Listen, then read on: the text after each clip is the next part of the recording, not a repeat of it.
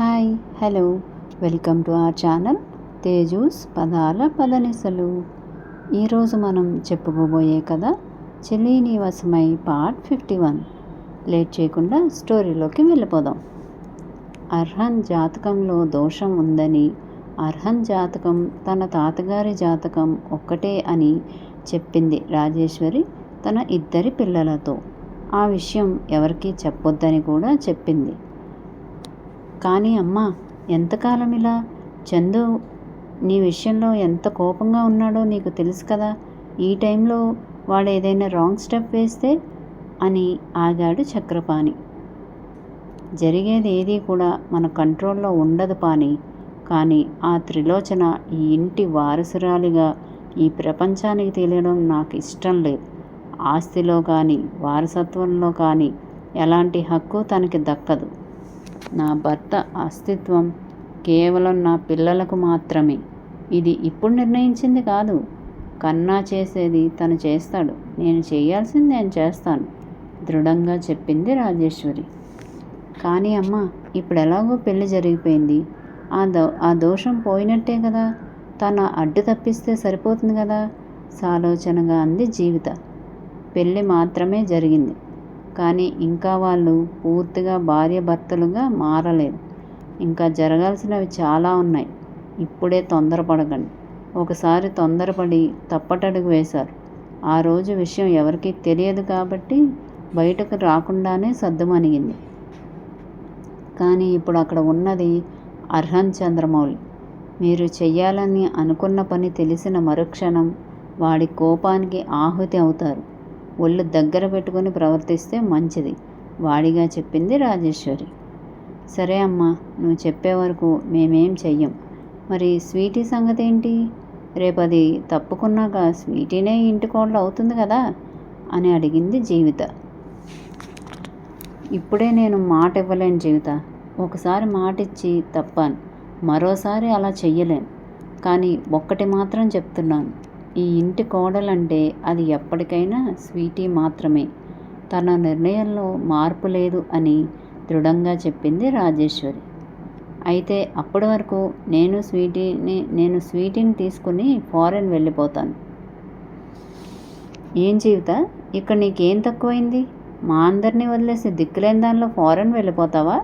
చక్రపాణి కస్సున లేచాడు. అన్నయ్య, ప్రాక్టికల్గా ఆలోచించు. ఇప్పటికి కూడా మీడియా దృష్టిలో పెళ్లి జరిగింది చందుకి స్వీటీకి మాత్రమే. మనం ఇంకా వాళ్ళకి పెళ్లి విషయంలో కానీ ఆ వీడియో విషయంలో కానీ ఎలాంటి క్లారిటీ ఇవ్వలేదు.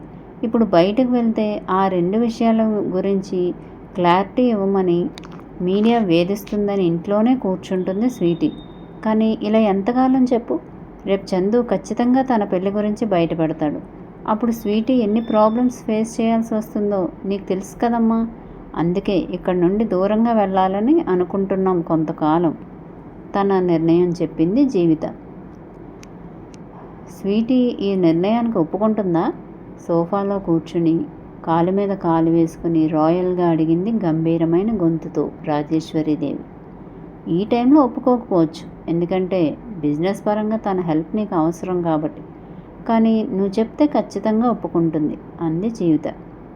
సరే, నేను మాట్లాడతాను అంది రాజేశ్వరి. ఇంకేం మాట్లాడడానికి లేదు అన్నట్టు సైలెంట్ అయిపోయింది. ఆడపిల్ల తల్లిని కదమ్మా, అందుకే ఇప్పటికే పెళ్లి విషయంలో గాయపడిన తన మనసు లోకులు వేసే నిందలకి మరింత గాయపడకుండా కాచుకుంటున్నా. ఈ విషయంలో నీకు కోపం వస్తుందని తెలుసు, కానీ ఒక తల్లిగా నేను తీసుకున్న నిర్ణయం అర్థం చేసుకుంటావని అనుకుంటున్నా అంది జీవిత. నేను ఏర్పాట్లు చేస్తాను అంది రాజేశ్వరీదేవి. సరే అమ్మా అని జీవిత వెళ్ళిపోయింది. కాసేపు నిలబడిన తల్లి నుండి ఎలాంటి రియాక్షన్ లేకపోవడంతో సైలెంట్గా వెళ్ళిపోయాడు చక్రపాణి కూడా. రాజేశ్వరీదేవి మాత్రం ఏం చేయాలో అన్న ఆలోచనలో ఉండిపోయింది. మధ్యాహ్నం లంచ్ తర్వాత నిద్రపోయింది లోచన. అర్హన్ వర్క్ చేసుకుంటున్నాడు. 4 గంటలప్పుడు ఉలిక్కిపడి నిద్రలేచింది లోచన. ఏమైంది? కంగారుగా అడిగాడు అర్హన్. బావా, నా వల్లే కదా నువ్వు ఆ ఇల్లు వదిలి వచ్చేసావు. కళ్ళ నిండా నీళ్లతో అడిగింది లోచన. అసలు నీ వల్లని ఎందుకు అనుకుంటున్నావు? ఇదిగో చెప్తున్నా, ఇలా చిన్న చిన్న కారణాలని, నీకు సంబంధం లేని విషయాలకి కన్నీరు కార్చావంటే అస్సలు ఒప్పుకోను. నేను అక్కడ నుండి రావడానికి కారణం ఏంటో నీకు బాగా తెలుసు. అక్కడే ఉంటే వాళ్ళ గురించి తెలుస్తున్న నిజాలకి వాళ్ళని ఏం చేస్తానో అన్న భయం నాది. అండ్ ఫైనలీ నువ్వు ఎవరు ఏంటి అన్నది ఈ లోకానికి తెలియాలి లోచన. నువ్వు దిక్కులేని దానిలా పెరగడానికి కారణం మా నాన్నమ్మ. ఆ తప్పు నేను చెయ్యను. నీ హక్కు నీకు రావాలి. దానికోసం ఎంత దూరం అయినా వెళ్తాను. మా తాతయ్య తప్పు చేయడు అని చాలామంది చెప్పేవారు. ఆ మాటల్లో నిజం ఎంత ఉందో నాకు తెలియదు. ఆయన తప్పు చేసినా ఒప్పు చేసినా నీ మూలానికి కారణం ఆయనే. మరి అలాంటప్పుడు నువ్వు ఆయన రక్తమే కదా. మేము ఇంతమంది ఉండగా నువ్వెవరూ లేని దానిలా ఎవరి దగ్గరో బ్రతకటం అంటే మేము ఓడిపోయామనే కదా. ఎలా ఓడిపోయామో తెలుసా? ఆయన వారసులుగా ఓడిపోయాం. ఆయన ఉంటే ఎలా రియాక్ట్ అయ్యేవారో నాకు తెలియదు, కానీ నేను ఓటమిని ఒప్పుకోను. నువ్వు మా ఇంటి వారసురాలివి అన్న విషయాన్ని లోకానికి తెలియజేస్తాను. ఆయన్ని అలానే నన్ను నేను గెలిపించుకుంటాను అన్నాడు స్థిరమైన గొంతుతో. బావా, నాకు భయంగా ఉంది అర్హన్ని హత్తుకుంటూ అంది లోచన.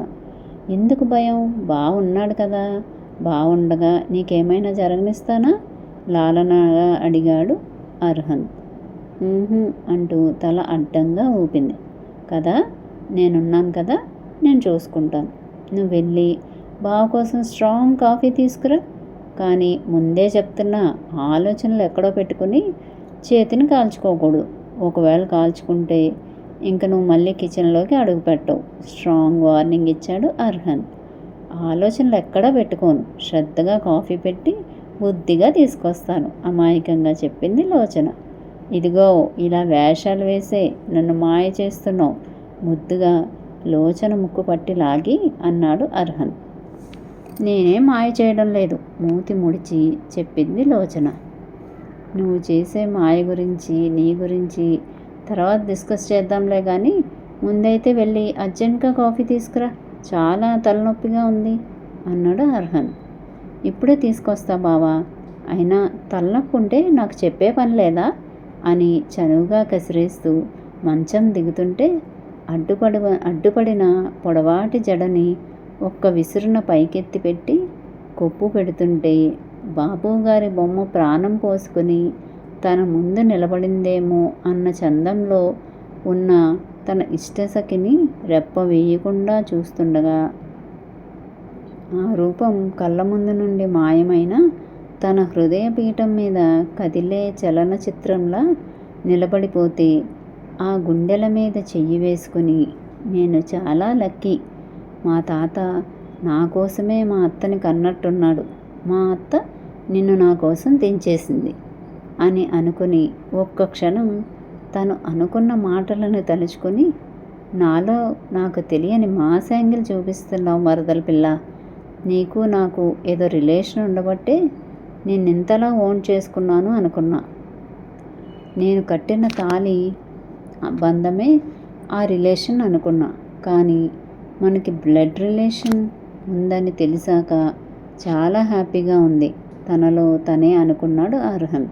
మరి నెక్స్ట్ ఏం జరుగుతుంది తెలుసుకుందాం నెక్స్ట్ అప్డేట్లో.